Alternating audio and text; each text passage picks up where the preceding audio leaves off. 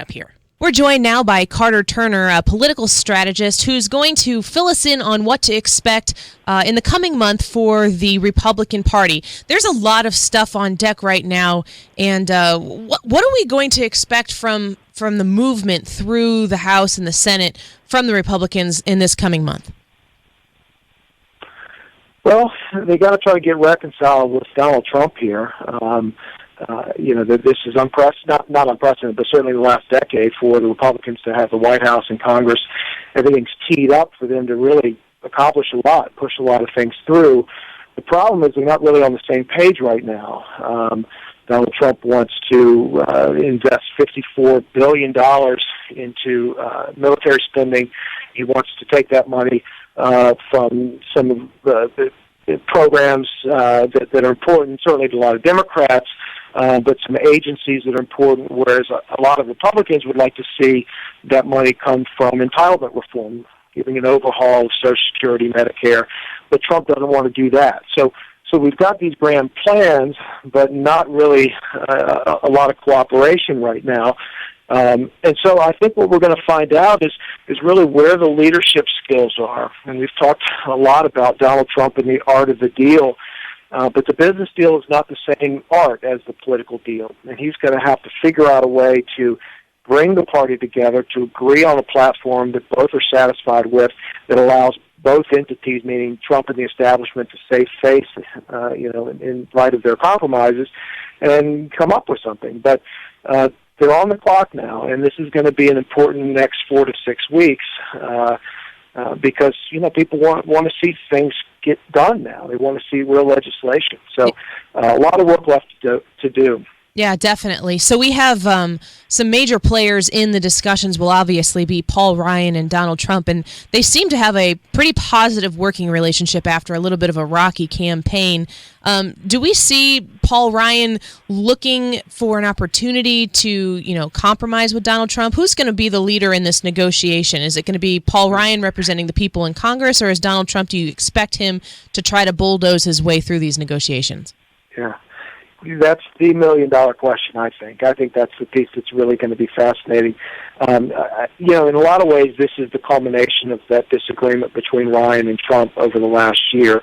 So who is going to be the face of the party? Who is going to be the leader of the party? And Donald Trump's not going to want to give on that. Typically when the president's approval ratings get low enough that Congress, it doesn't behoove Congress to line up with the president, that's when you see them really stand up to the president. Donald Trump's approval ratings aren't very good. They're about 44%, but that 44% is concentrated in gerrymandered, heavily conservative congressional districts. So Trump supporters are the ones who are electing these conservative congressmen. So Paul Ryan and his constituents probably don't have as much power to push back on the president as some might with a president with approval ratings at 44%. So I think we're probably going to see Congress concede first. I think that's consistent with Trump's personality. He's going to address Congress tonight, and I think he's going to try to rally America behind his plan. I think he's going to talk a lot about where America is and where we've got to beef things up, particularly with the military. He's going to talk tough, and I think he's going to talk a lot about that this is an America that none of us should be proud of right now.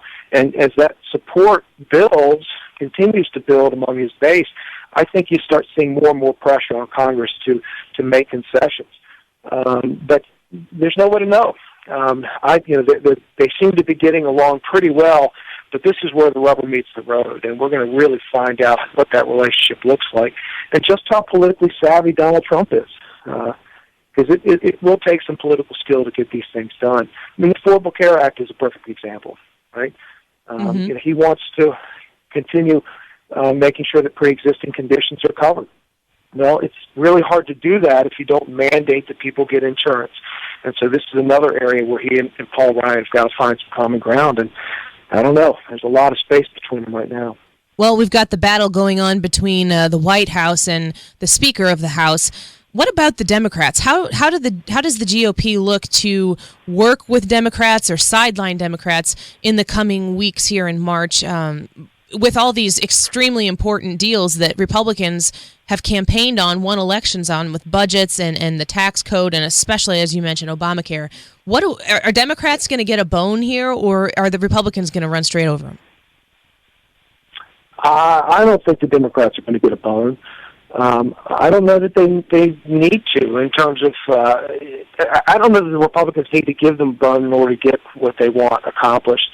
Now that may change in 2 years if the House begins to turn over, the numbers change, the Senate is in the hands of Democrats again, then that will change. But I think the Democrats are really on the sideline right now. I mean, they're on the sideline looking in. I don't think they have an agenda that's clearly articulated that they've rallied around. I think they basically want to get the infrastructure in place for the party to mobilize in response to what Trump and the Republicans do.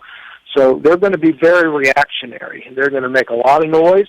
They're going to fire up their base. They're going to get people involved in elections and try to turn some seats over in 2 years. But that's really all they can do. I mean, the Democrats in the Senate can be strategic about some things when they want to filibuster, but they've got to choose their battles very carefully. They just don't have a lot of ammunition here. So I think this game is now being played by the Republicans. The Democrats are on the sideline. And, the good news for Republicans is that the Democrats are on the sidelines and they can do what they want to do here. The bad news is it all falls on them. When things don't work out or things don't get done, you can't blame the Democrats anymore. And so the Dems are really counting on that failure to propel them in a couple of years, and then maybe in 4 years, putting a Democrat back in the White House. Yeah, definitely. So the next 6 weeks will include a lot of days where Congress is in session. How important are the next 6 weeks to the fate of the Republican Party, throughout the Trump administration, but, Donald Trump specifically and the Republicans who have campaigned on this? Is this make or break time for these Republicans? Yeah, I think it's certainly an important time. Any number of things could happen in the next 6 weeks which could derail all of this, and our conversation will be about something else. But it is important. I mean, Donald Trump ran on a platform of things that he wanted to get accomplished. Now he's in a position to do it, and now people want to see it get done. And so over the next 4 to 6 weeks, I don't know if specific legislation needs to have been passed, important legislation, but they've got to signal to people that they are moving in a direction of legislation. They've got to stand on the stage together and say, we're working this out, we are in agreement about these things now, we're still talking about these other things.